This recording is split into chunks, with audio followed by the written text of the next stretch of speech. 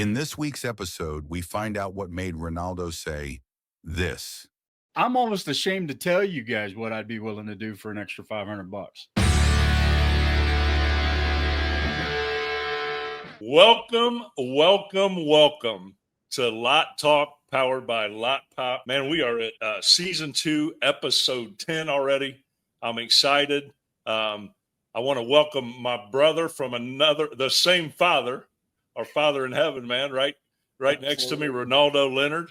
Yes, and sir. We got our little brother with us, man. And no, Chris Keene has not shaved his head and wearing glasses now. It is our brother, Erik Vigil, another brother from the same father. And so Chris is on a secret mission this week. So we brought Erik aboard with us. Erik, introduce yourself, Erik, and tell us a little bit about your background and what the heck are you doing around a bunch of crazy car guys like ourselves? Man, I tell you what, being around these crazy car guys that you talk about has been a blessing. My name's Erik Vigil. I'm the new account manager here with Lotpop, and couldn't be more thrilled to be a part of the team in the podcast this morning. Have 19, 20 years now, sheesh, worth of car business experience. Been in the retail side for a little bit, but have worked with a lot of big name companies in our industry, the Viatos of the world, automotive masterminds, and couldn't be more thrilled, like I said, to be a part of this team. Vigil, we go back like Cadillac seats, way back, and we are thrilled and excited to have you as part of the team. But was interested when you came in to, as you introduce yourself to the folks, to see if maybe you could give a little bit of your perspective on how things are a little bit different from within Lotpop as opposed to some of the other companies that you've worked with in the industry, and the differences that you see in what we provide for our dealers and, those other organizations you've been a part of. For sure. You know what?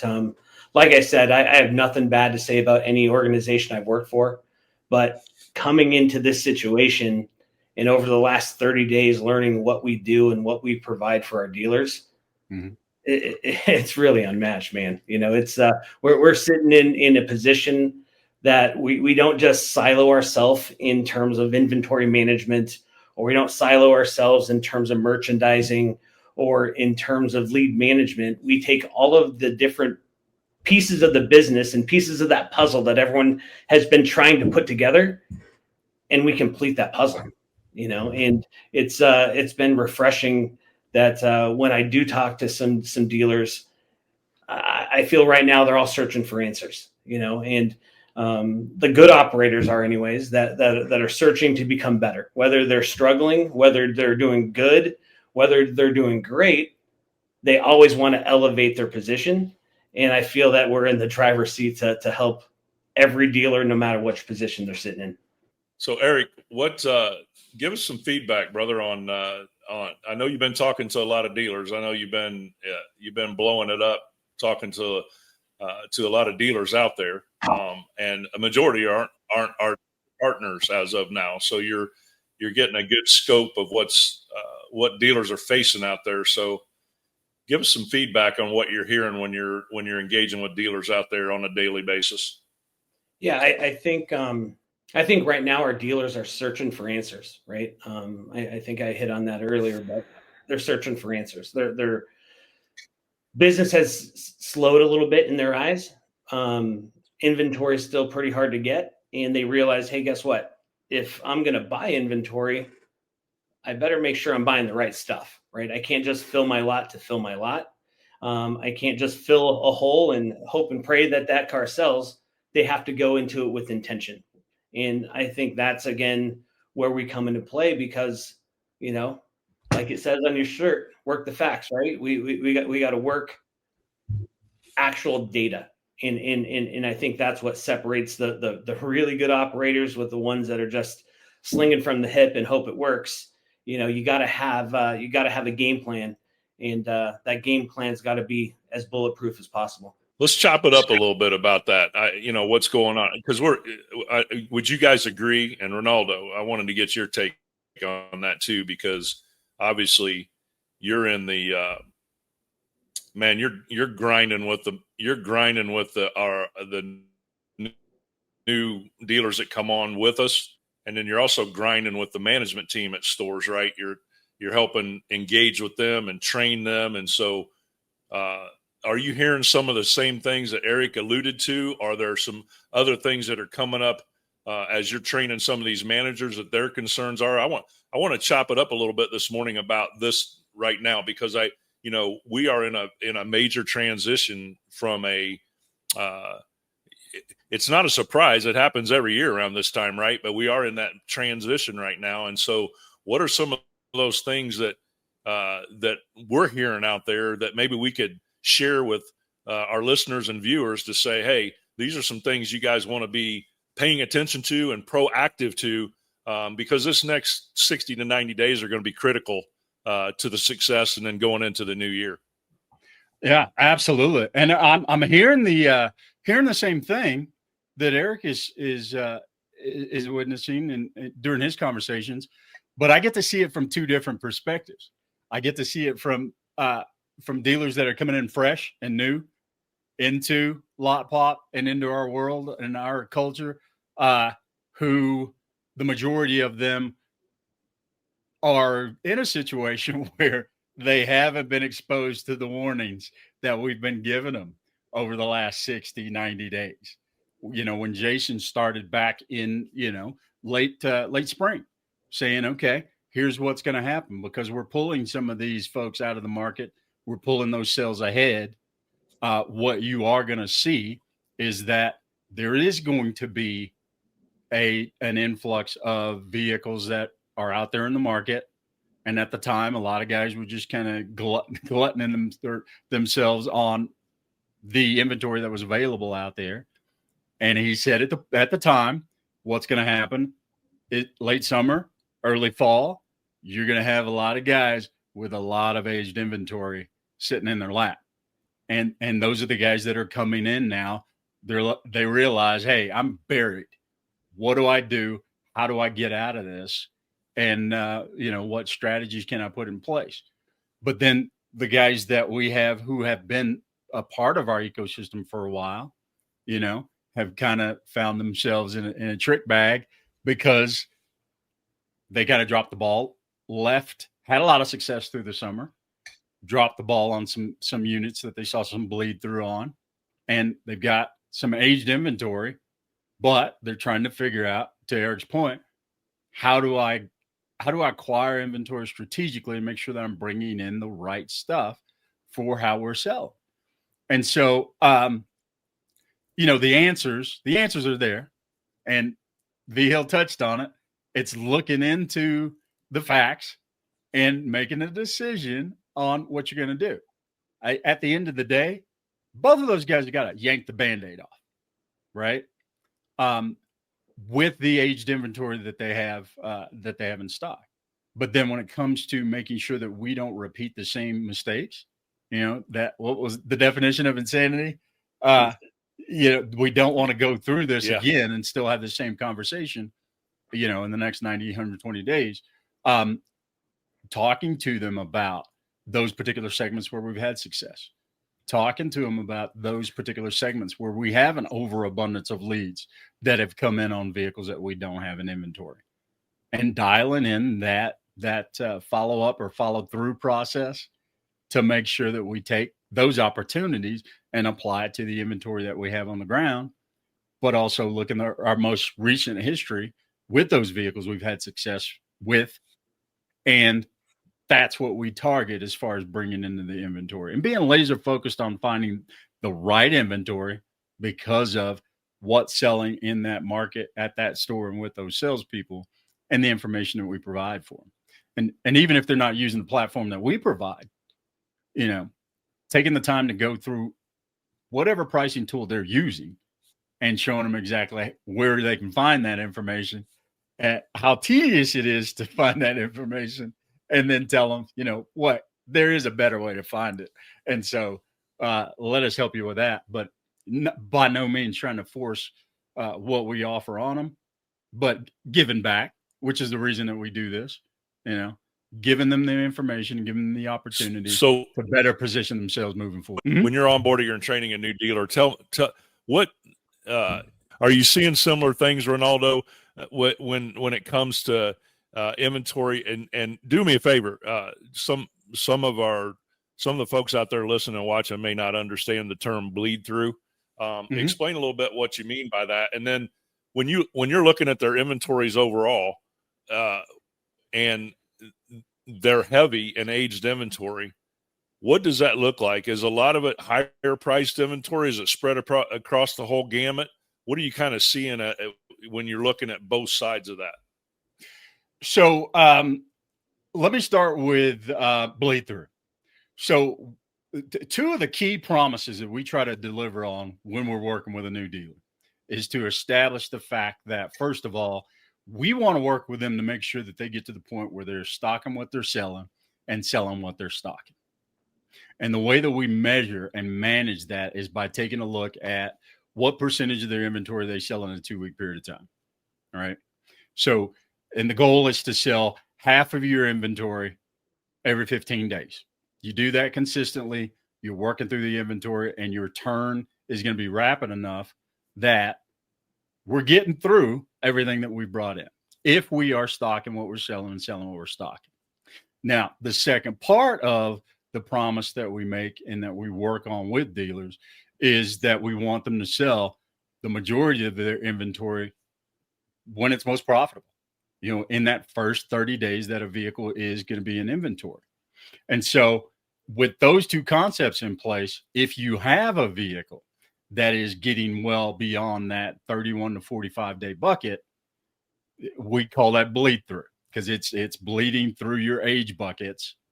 And the further it gets down in those age buckets, we've exhausted all of the opportunity to get a profit on those vehicles. And so it's kind of been a mixed bag, because the dealers that I've been dealing with over the last 30 days are coming in and they are all over the place. I mean, you will have some dealers who have been focused on selling, what we would call the cheap stuff, anything that's below $15,000. And the majority of that stuff is going to be, older model, higher mileage. And they've come to us with the mindset that I'll just put it out there on the lot. Somebody's going to come in and buy it, and not worried about the amount of time that they keep that piece in inventory. They just have the mindset that it's going to sell eventually. But then you also have, on the other side of it, you do have that higher dollar value stuff, because of the fact that people, it's just a fact of today's economy. People don't have as much disposable income as they used to. And so that higher mileage stuff kind of handcuffs some folks. They're out of that market. But dealers that were kind of trying to plan ahead and brought a lot of that in at the beginning of the summer, when we started to see that stuff slow down, they still have it in inventory.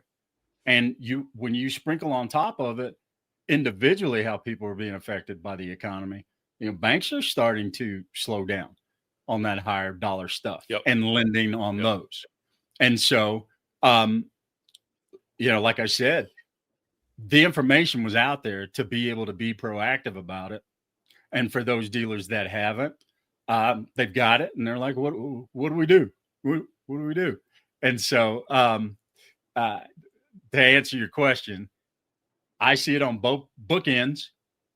And even, the data, when you look into what people are shopping for in the marketplace, between $20,000 and $35,000, this is where your most popular searches land. And so dealers that have been close to the vest have been managing and making sure that we don't have bleed through in those age buckets are the guys that are sitting in the catbird seat right now. But with new dealers that are coming in, I'm seeing them, they're getting sandwiched because they've got an overabundance of inventory on both sides of that fence. Right. I'm hearing that on my sales calls as well. Mm-hmm. They thought, hey, let's buy a bunch of cheap stuff, and now it's sitting. Mm-hmm. Or they bought stuff that's expensive and it's a unicorn and it's sitting.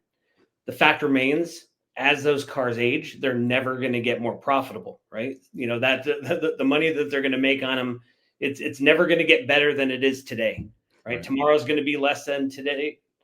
The day after tomorrow is going to be less than tomorrow, and so on. So they got to make that decision. And a lot of dealers that they don't want to admit it, but they get emotional when it comes to the decisions that they've made in the past, right? And that's where that band-aid that you talk about has to get ripped off. Hey, guess what? It's okay. We made a mistake. Let's move on, and let's make sure that we don't replicate that mistake moving forward. Oh, yeah. Absolutely. Vigil, when you when a dealer talks to you about sourcing and it's an issue, right? We all recognize. I mean, this issue's since COVID, right? This has been an issue, and I have my own thoughts on this. One of them is, we did an excellent job. We did an excellent job during COVID training our customers, right? That you can sell your car separately from trading it in, right? So that's been a major transition that I don't think is talked about as much, right? From a sourcing aspect. And Renaldo, we see it. Vigil, if you get in our tool, and I know you've been all over it. You see it when you look at when you go to the lead side and look for trades on leads, right? That the average dealer we have coming in, that percentage is somewhere between 10 to 15% of trades on leads. We're just not having those conversations, and we need to, because we trained the consumer back in COVID. Hey, you don't need to buy a car from us. We needed the inventory so desperately back then that, hey, we'll buy your car. And then you had dealers competing to buy that car. Well, consumers are intelligent and like, okay, hold on a second. You mean I can sell my car to one dealer and buy a car from another dealer, right? And so a lot of times they've got their car spoken for. And I just don't think we're having those conversations. So, Erik, when a dealer talks to you about, man, I'm struggling getting inventory, what are some of the things you share with them from a perspective of, here's what I'm seeing that we can help you with, and some direction that you give them when they tell you, man, we can't find the right inventory, and that's where we're struggling at. Right. I think it comes down to a training issue. My background, again, I came from Viato Stockwave specifically, where I was all about acquisition, right? Expand that net and let's buy some cars at as many different auctions as possible. But if I think about really what makes a big difference in a dealership is, to your point, getting as many trades as we possibly can. And that conversation needs to happen on every single transaction. Ask them if they're adding to their fleet of cars in their household. And if they're not, are they planning on donating it or selling it? Or, do they have a buyer in mind? Again, every single time, every single salesperson needs to bring this up. And it opens that dialogue of, all right, yes, I do have a vehicle. I'm planning on trading it or selling it on my own. Ask them if they know what that entails, right? Are you willing to let a stranger come to your house when maybe you're working late and it's just your wife and kids at home? Do you want them to come to your house? I know me, I'm pretty protective. I don't want that happening in my household, or, do they know the tax implication of, if you do trade your car, what's that going to do to your payment? That's so a big just one. That's a big one. Asking some questions in educating our customers in terms of why it is an easier road to trade. And for us as a dealership, hey, guess what? We're going to get that car and we're going to own it better. Because even if you own the same car at the same money, you bought it at auction for 20 grand, you traded it for 20 grand. Which car do you own better? Well, the auction or the trade car 100% of the time, right? There's no auction fees, 100%. Post-sale inspections. There's no transport fee. We don't have to wait for it to get to our store for 3, 4, 5 days. Because at the end of the day, once we buy that car, the clock is started, right? We got to make sure that we're getting out of that vehicle as soon as we possibly can. And you know, the thing that I try to convey to dealers is that, you know, everybody in the world knows that we sell cars as a dealer, you know, because everything that you put out there, you know, from your organic website to the third parties screams that we sell cars. But how many times do we convey that message to the consumer out in the street?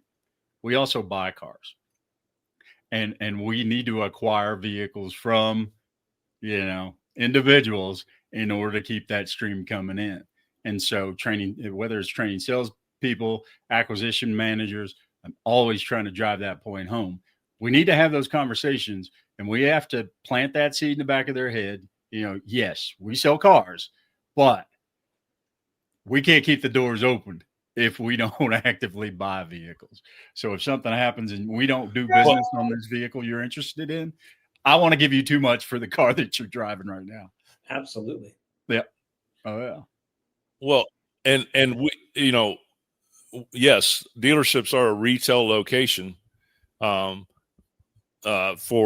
selling inventory. But to your point, Renaldo, everybody should be in the mindset of looking at our store, our dealership as a buying center, right? Mm-hmm. Because whether we go through the process and you know, we have a dealer partner of ours that absolutely blows it up with a buying center.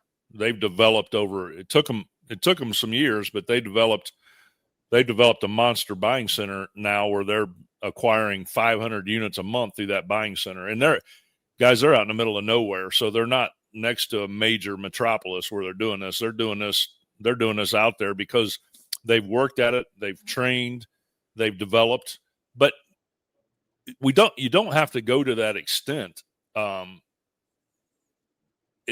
You can point your store towards a buying center by informing everyone that you're in the market to buy cars, and employ your dealership as agents, representative of your store out there in the marketplace, looking for opportunities to bring to your service department to get those inspections on vehicles.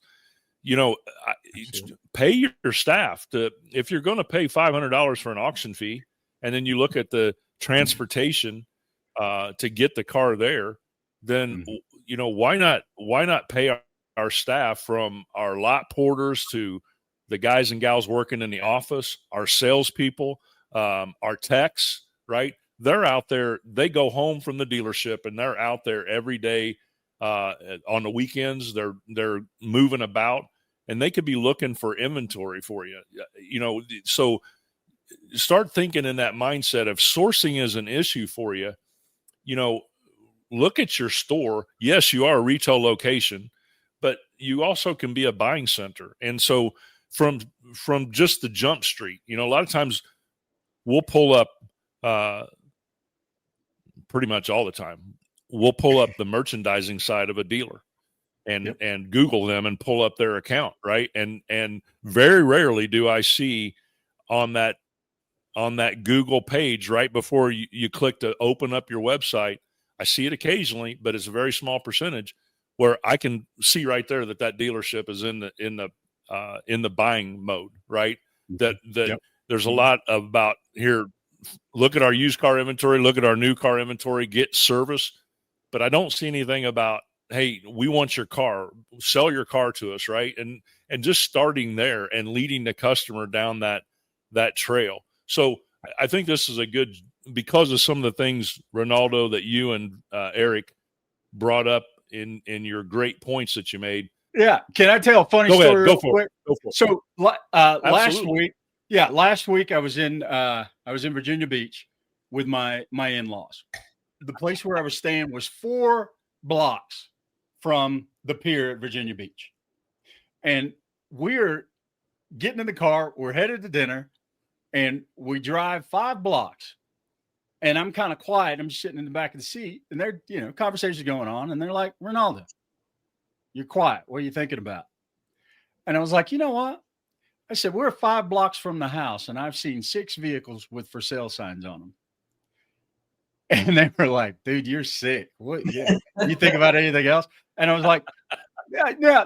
Well, yeah, I do. I think about a lot of other things, but just in this particular point. And it was the day that you and Chris and I had shot last week.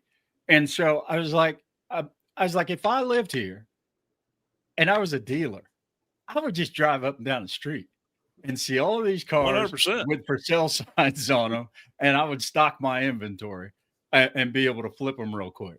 And so I know that when you brought up the fact that we should give that money that we're paying, to wholesalers, to auctions, whatever we're paying that $500 to, we should give it to our lot porters or everybody else.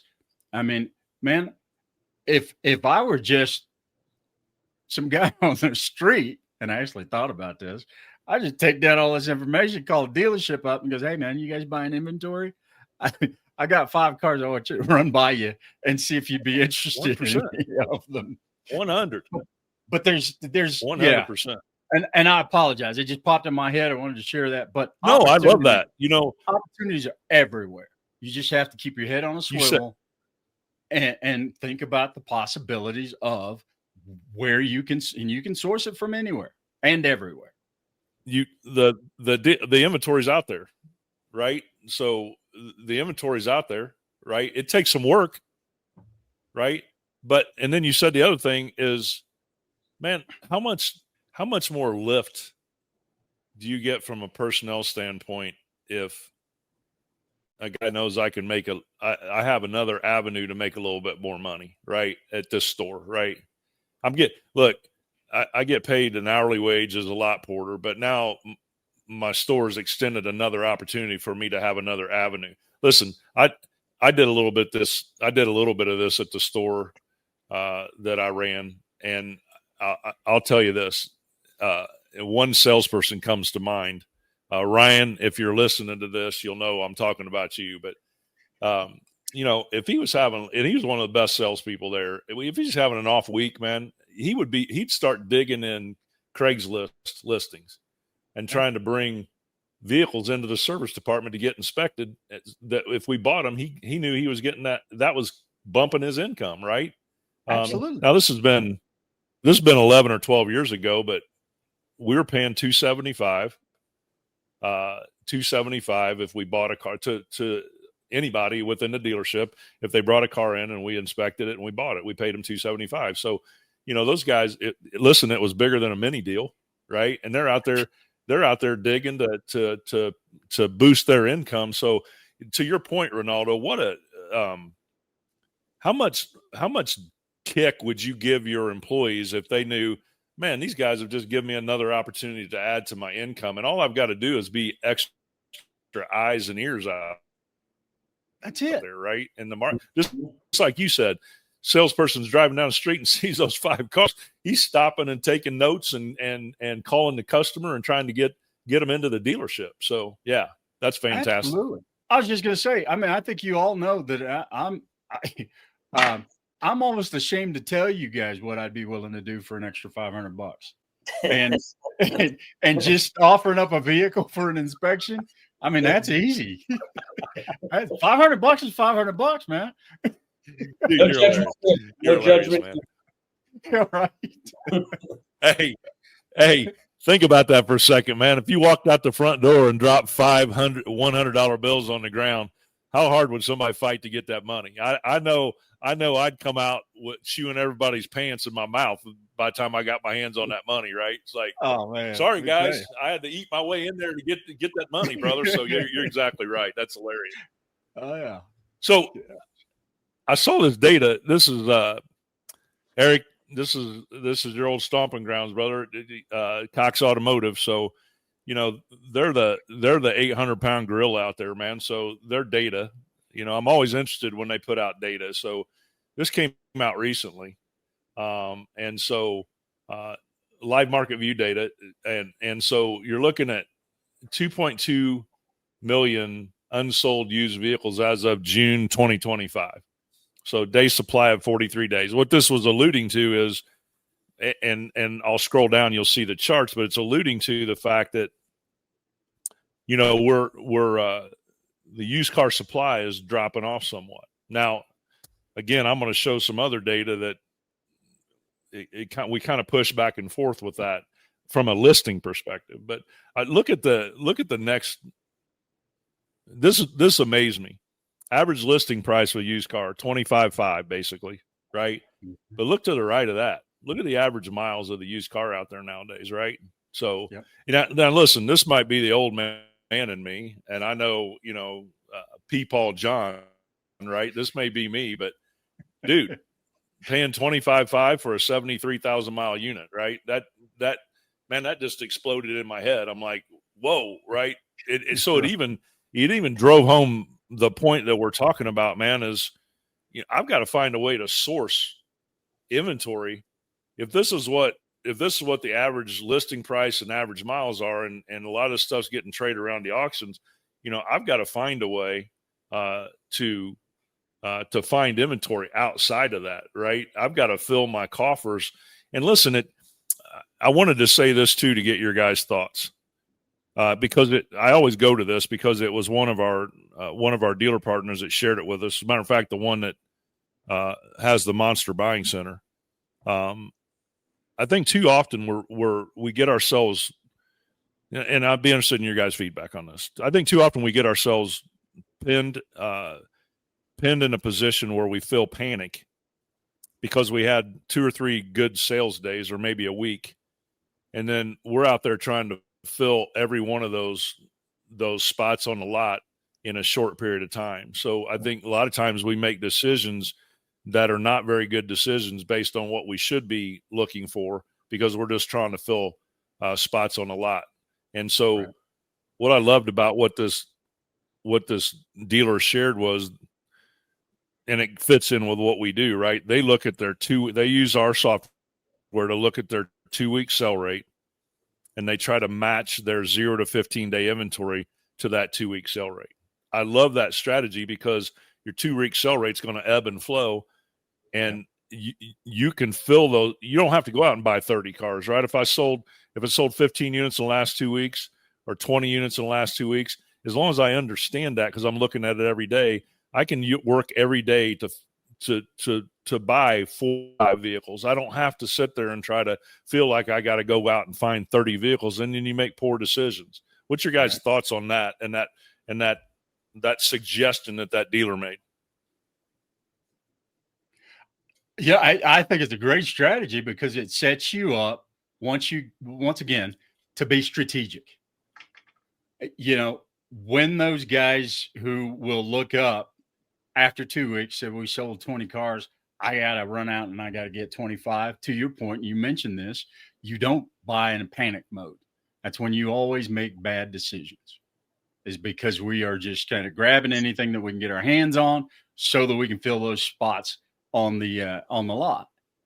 But strategically, if you're watching that 2-week sell rate, and I know that, okay, last 2 weeks, I sold 50% of the inventory, but I'm sitting back and I'm looking at static auctions. I'm not going to the lane.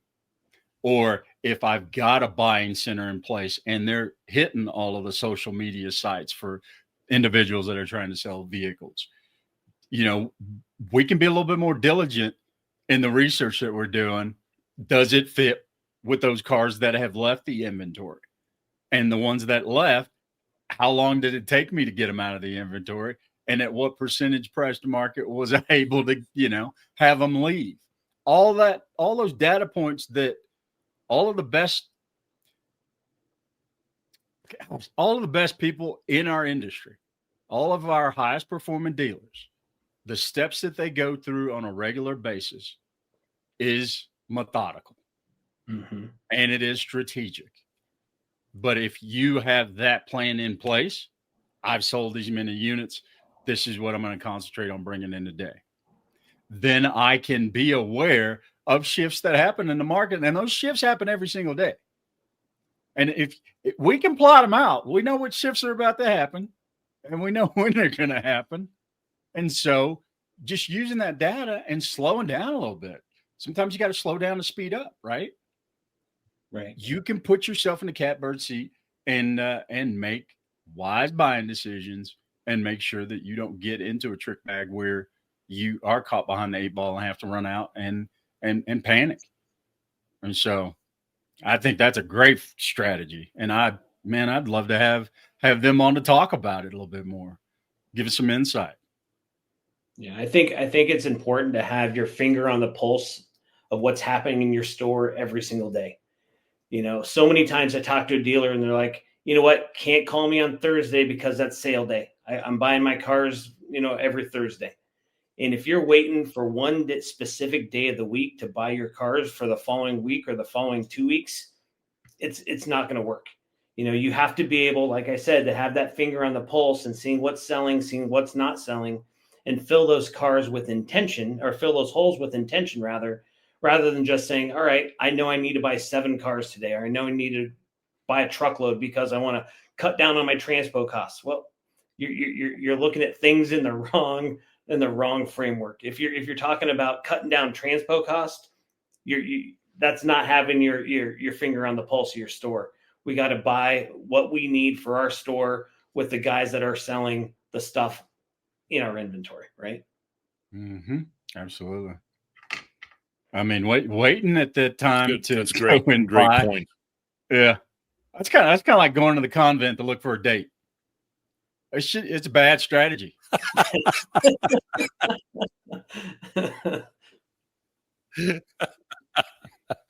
Well, so let's bring in. Okay, so we've talked about this from a sourcing standpoint, and thrown out some ideas.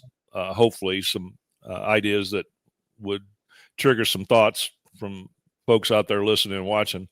So let's insert the time of year that we're in, right? So, we're in this time of year that shopper counts typically, and they are. And again, I'll flip the slide here in a little bit and show what we're seeing, but shopper counts are retracting from the market, which they typically do this time of year. We're out of summer, we're going into fall. There's a shift that happens. The summer selling season is over now.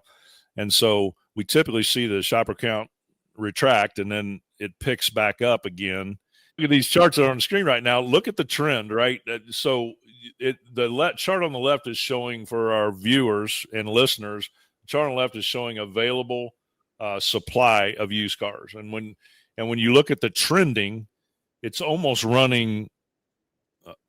It's right on top of 2024. So it's mirroring 2024 supply, almost identical. And then from the day supply, the day supply is a little bit lower than 2024, but it's mirroring the same trend. It's dipping right now, but as we get into the late, which we're in September, you're starting to see a trend up in day supply, and you're starting to see a trend up in available supply.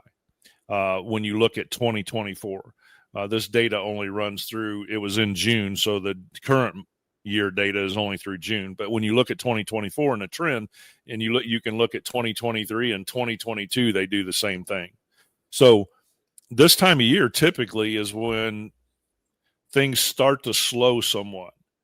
So it's almost like that day supply discussion. We're looking back 45 days, and a lot of times we're making decisions based on what we've done, not where we're going. And that's why this is so important, right? Because that's why I think that 2 week, looking at what I've sold in the last 2 weeks and looking at my 0 to 15 day inventory, that's why I love that strategy so much. Because if my sales are slowing down as a result of not as many customers in the market, or vice versa, if it's picking up, as long as I'm matching that my 0 to 15 day inventory, and I'm to Erik, to your point, I can't do this just on Thursday.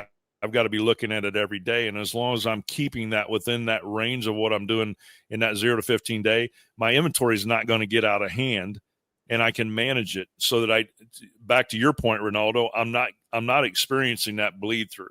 Now, there's a lot of other things that have to go into that to not experience bleed through, but at least I'm not overloading my store with inventory when the market says, no, things are starting to retract. Renaldo, when you're in with I'm curious to this. When you're in with new dealers, are you seeing, when you're jumping in their inventory management tool and looking at market? I'm seeing a lot of this. I was just on with 2 dealers yesterday, and I'm pulling up inventory, and I'm seeing now these were 2 V-Auto users. So when I was looking at the market data as we're pulling up inventory, I'm seeing that 2 weeks ago they had a car and it was priced at the same price it is today, but 2 weeks ago it was at 98%. Now today it's at 103, right? 103, and 104, they're sitting on it.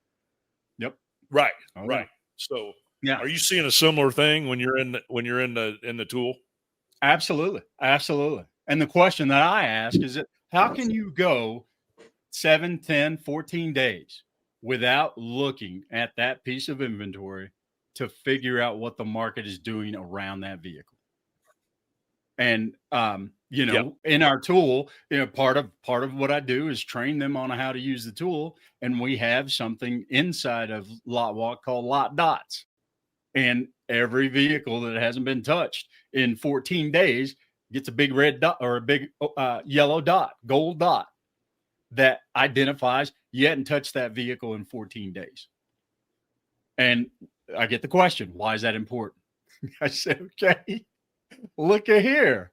When you priced it, it was 2 points below what you normally sell that unit for. And you go in today, it's 9 points above. So you went from 96% to 105%. How does that happen? And when I asked that question, this particular dealer that I was speaking to, I asked him, what do you think happened in that 2 weeks that made that price to market percentage go from 96 to 105? Couldn't tell me. He said, well, if you don't know how the market is affected and the end result on that vehicle that you're trying to sell, then we got to go back to the basics and just explain to you that every single day, these vehicles and this market is adjusting. And if you're going to manage these assets properly, you got to look at it on a regular basis, every single day. Mm-hmm. Do you check your bank account every day? He said, well, yeah. I was like, okay, all right. This is the same thing. Somebody's entrusted a bucket of money to you.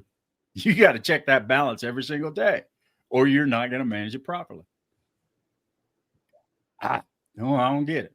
I don't get it. So maybe there aren't a whole lot of variables that are affecting his bank account the way it affects mine. So it doesn't have to look at it as often. Right. Let's talk about that a little bit. What would you two suggest to a dealer? So let's talk about that a little bit. Just to use your example, Renaldo. So, we get on a price point and we see that the price to market has gone from 98 to 104. What's the strategy? What do you recommend to that? What do you recommend to that dealer as a strategy now that the market's dropped on that car? It's sitting there. Now listen, let's be realistic. No customer that I know of has ever walked into a dealership and said, hey, I was looking at this car 2 weeks ago and it was at 98%. Now it's at a 104. If you sell it to me at 98, I'll buy. I mean, that conversation doesn't exist, right? Right. But it's all about competition. So if we believe, I'm going to throw this stat out again, right? The average customer sends out 12 to 15 leads when they enter into the marketplace. So if I've got a savvy dealer out there that's watching and catches that market drop and makes an adjustment, most people, if you got 2 similar cars, people are going to look at the car with the lowest price point. Let's be realistic here, right? So that's where this comes into play, is if there's a market drop and one dealer sees it and adjusts and the other dealer doesn't, the dealer that adjusts has a higher percentage opportunity to pull the lead on that vehicle. So what would you suggest to a dealer if you see that market drop? What would you tell them to do? Well, the first thing I'd tell them to do, and I asked him, it was like, have you gone in and reviewed exactly how you've got that unit positioned in the marketplace? Have you looked at your photos? Are they all being syndicated out and show up on all of the third-party advertisers that you're using? I'm going to check the basics first. What do my photos look like?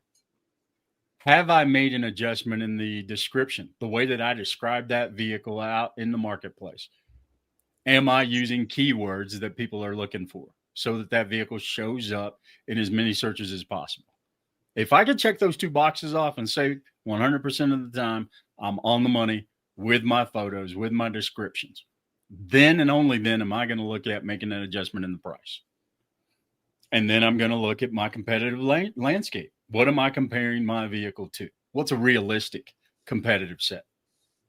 The majority of dealers are going to, hell, they might go out 700 miles to look at, a Toyota Corolla, and there's one on every other corner, right?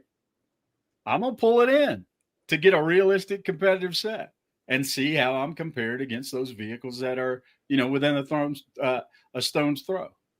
And once I get that narrowed down, all things being equal, if I've got my vehicle and there's another one exactly like it 4 streets down the road, then I'm gonna make my adjustment.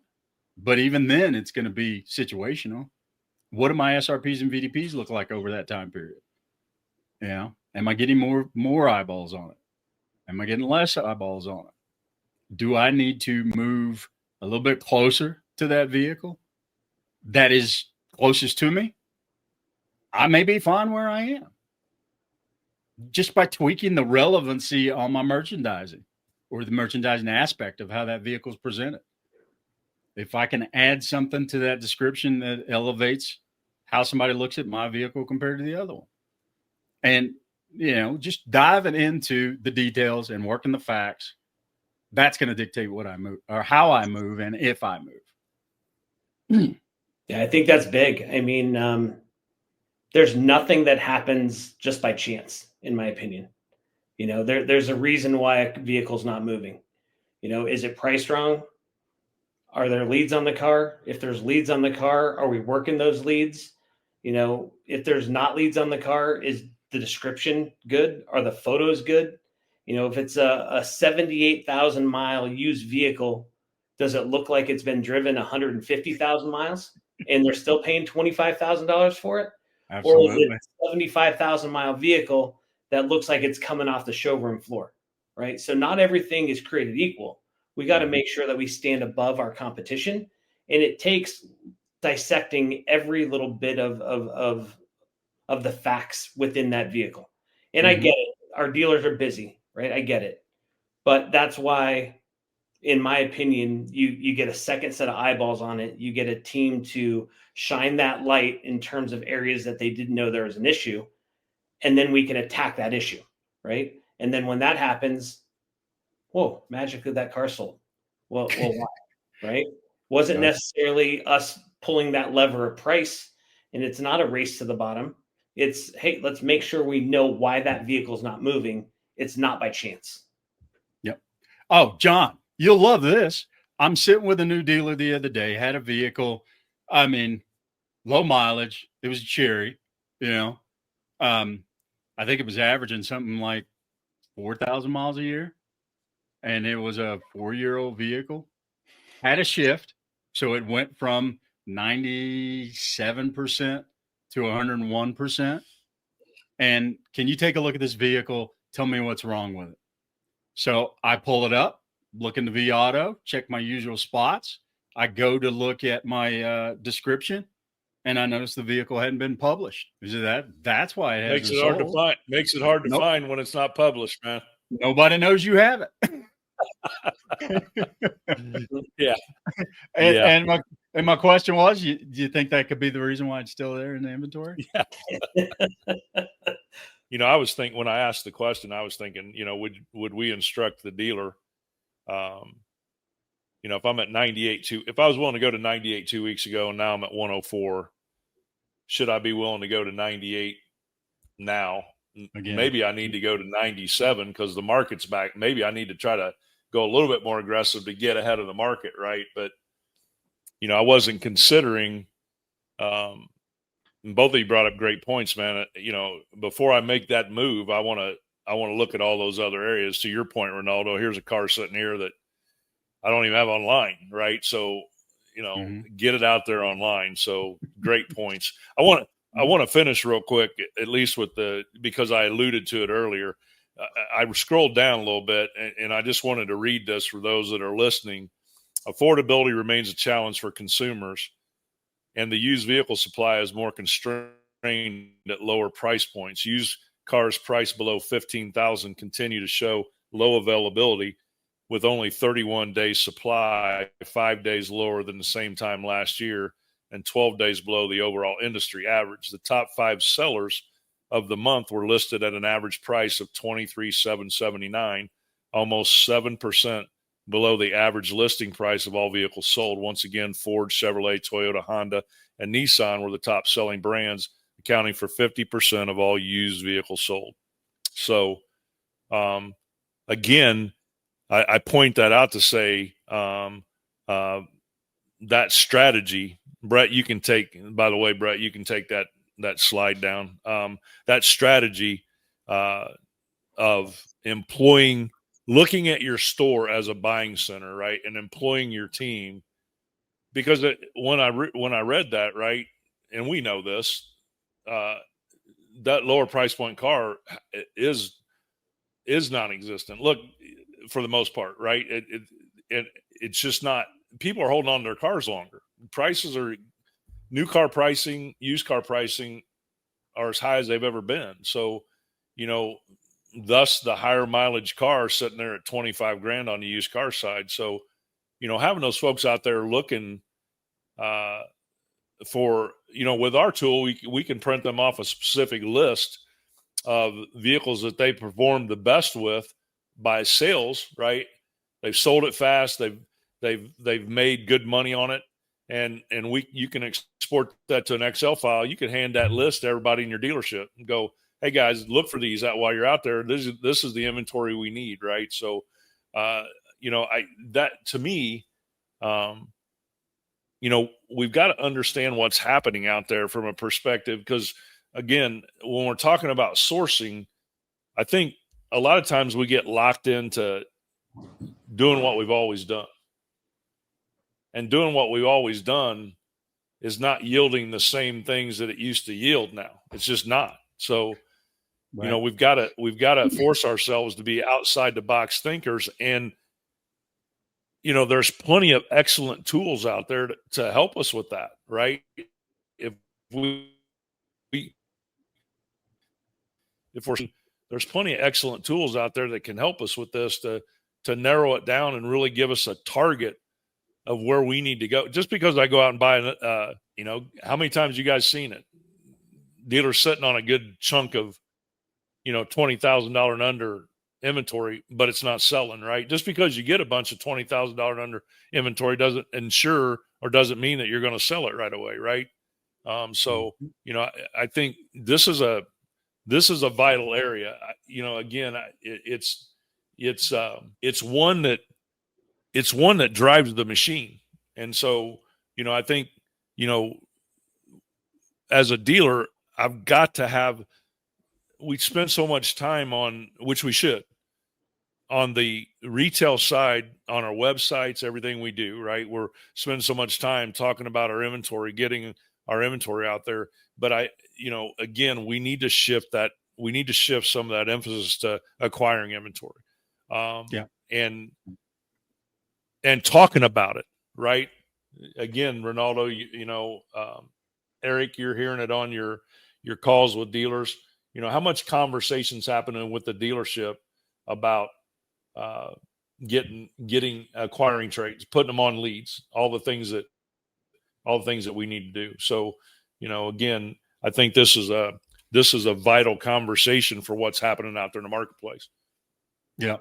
And, when you were going through that data, the one question that kind of popped into my head when we talked about the scarce availability of those vehicles that are in that $15,000 range and below, has that been created by us and by dealers being hesitant to bring in some types of vehicles that might, the question or the answer that I always get when I ask, why did you pass on this particular vehicle that you appraised or this one?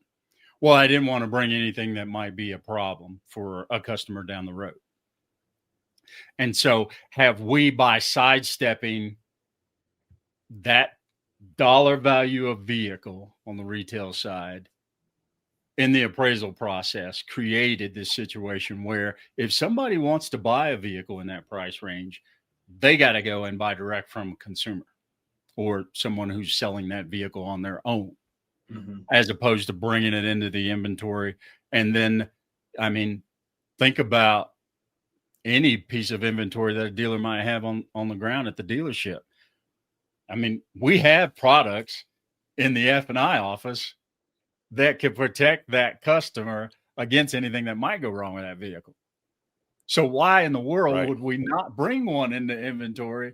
Because we're afraid that we'd get a phone call from a customer one day and say, well, you know, my the blower motor, you know, dropped out of it, or my air conditioner doesn't work.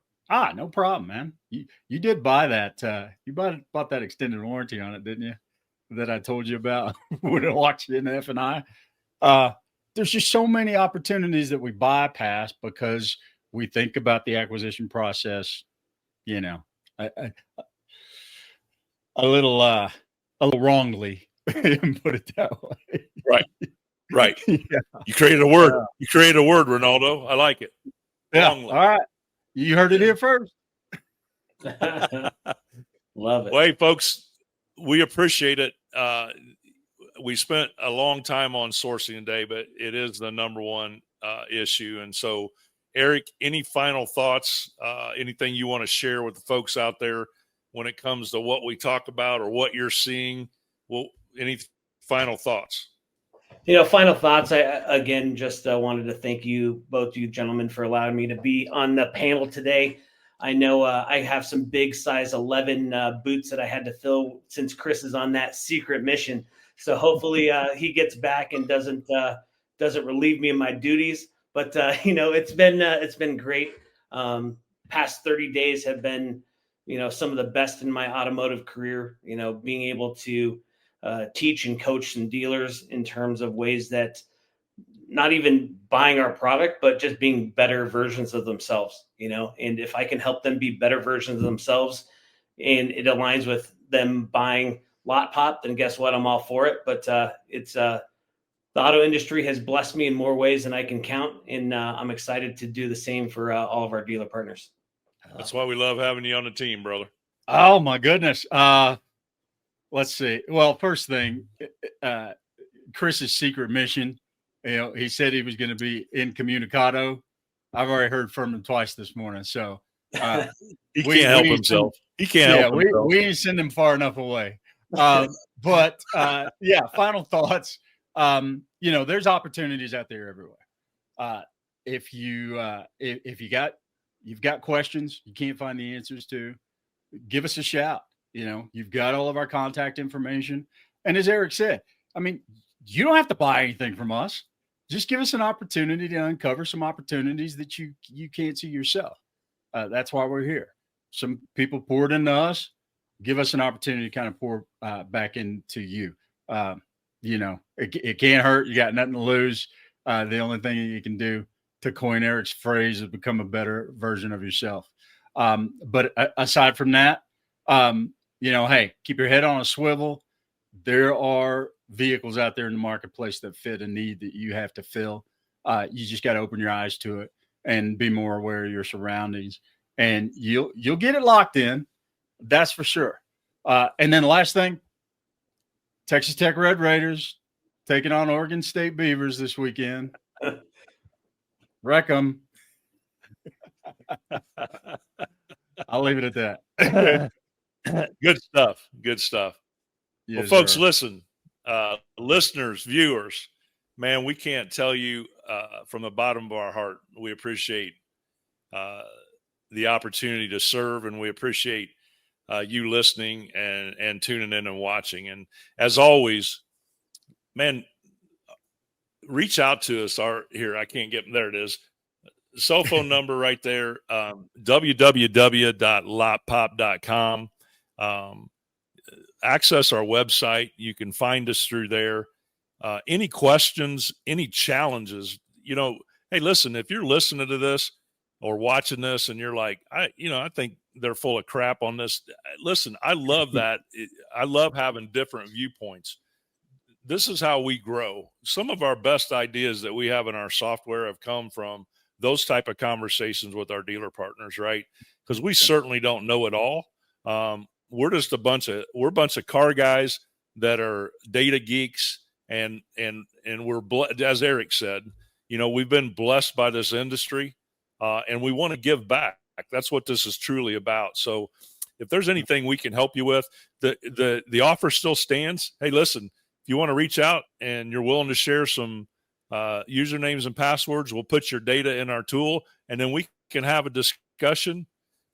No charge, no expectation, just help. We'll put your data in our tool and meet with you and have a discussion about what's going on at your store. So from the bottom of all three of us, on behalf of Erik Vigil, on behalf of Renaldo Leonard, and myself, John Anderson, thank you for tuning in to season 2, episode 10 of LotTalk, powered by Lotpop. Y'all have an awesome and successful weekend, and we look forward to talking to you next week.